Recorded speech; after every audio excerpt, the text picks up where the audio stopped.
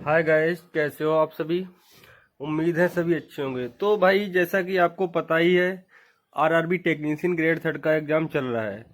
और कितना score maximum लड़के कर पा रहे हैं, है ना। कितना अटेम्प्ट कर रहे हैं और कितना उनका एक्यूरेसी जाएगी सही की। तो पूरी डिटेल में मैं बात करता हूँ आपसे, है ना। तो सबसे पहले आप अगर एग्जाम देने जाते हैं तो सबसे पहले यह है कि आपको घबराना बिल्कुल नहीं है। एग्जाम बहुत बढ़िया आ रहा है ना। और बायोलॉजी का वेटेज कुछ बढ़ा हुआ है।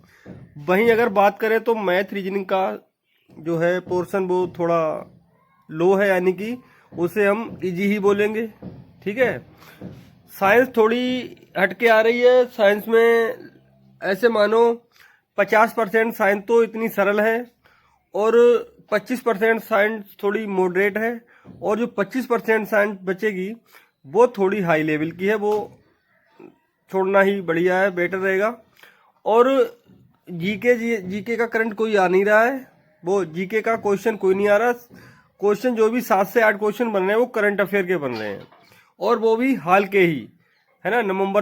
अक्टूबर नवंबर सितंबर अक्टूबर नवंबर तक के बन रहे हैं, है ना। और योजना तो एक आ रही है, जैसे प्रधानमंत्री जन धन योजना। हमारे क्वेश्चन आया था, हमारे जो मैंने पेपर दिया था अभी उसमें, है ना। तो आपको बायोलॉजी का पोर्शन पढ़ के जाना है। जंतु और पादप कोश का जंतु कोशिका से ज्यादातर आ रहा है, ठीक है। मैक्सिमम क्वेश्चन यहीं से देखने को आपको मिल जाएंगे। और वहीं बात करता हूं कि मैक्सिमम अटेम्प्ट बच्चों का क्या रह रहा है।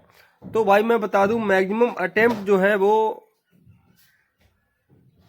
80 या 85 मैक्सिमम अटेम्प्ट है। एवरेज बता रहा हूँ, औसतन जो औसत है अटेम्प्ट का वो 80 से 85 क्वेश्चन है लड़कों का, ठीक है। और करने के लिए क्या है, करने के लिए तो भाई लड़के 100 भी बता रहे हैं, 95 बता रहे हैं, लेकिन वो एक्यूरेसी थोड़ी होती है ना। तो अगर आप 85 अटेम्प्ट करते हैं और उसमें अगर आपके 10 भी गलत हो जाते हैं, ठीक है, या 15 गलत हो जाते हैं, कम से कम 10 से 15 क्वेश्चन तो सभी के ही गलत होने ही होने हैं। तो अगर 15 क्वेश्चन गलत हो गए और आपने 85 अटेम्प्ट किए हैं तो रह गया आपका स्कोर 70, ठीक है। और अगर उसमें माइनस मार्किंग काटेंगे तो 5 नंबर और कट जाएंगे, तो बचा आपका 65। तो उसी के हिसाब से मैं एवरेज बताता हूँ कट ऑफ क्या रह सकती है। अगर एवरेज आपका 65 बन रहा है तो 3-4 नंबर आप बढ़ा के कट ऑफ लगा सकते हैं। वो मैं रॉ मार्क्स बता रहा हूँ, मैं नॉर्मलाइज मार्क नहीं बता रहा हूँ। नॉर्मलाइज मार्क जो होंगे वो आपका स्कोर बढ़ेगा ही, घटेगा तो है नहीं। इसमें रेलवे में किसी का क्वेश्चन घटता नहीं है, हालांकि बढ़ता ही है ना। और मैथ का बढ़िया लेवल आ रहा है, यानी कि बहुत सरल आ रहा है। रीजनिंग भी सरल ही आ रही है। एक टाइप का क्वेश्चन आ रहा है रीजनिंग में, वो आप पढ़ के जरूर जाएं। जो होता है एक्स अनुपात संख्या देगा, फिर संख्या अनुपात वाई देगा। तो उस टाइप का क्वेश्चन आप पढ़ के जाएं। 2 से 3 क्वेश्चन उस टाइप में मिल रहे हैं, है ना। और परसेंटेज लाभ हानि बट्टा, यानी कि, और साधारण ब्याज चक्रवृद्धि ब्याज का क्वेश्चन नहीं आ रहा है, सिर्फ आ रहा है साधारण ब्याज का। तो यहीं से आपको कम से कम 7 से 8 क्वेश्चन मिल जाएंगे, है ना। और अब मैं बताता हूं आपको कट ऑफ क्या रहने वाली है इसकी। हालांकि मैं अपने हिसाब से बता रहा हूं कितना रह सकता है कट ऑफ, ठीक है। तो अगर जनरल की बात करता हूं, ओवरऑल सभी जोनों की मैं मिला के बात करता हूं, किसी की हाई जाएगी किसी की लो जाएगी। देखो, हाईएस्ट जा सकती है 75, ठीक है।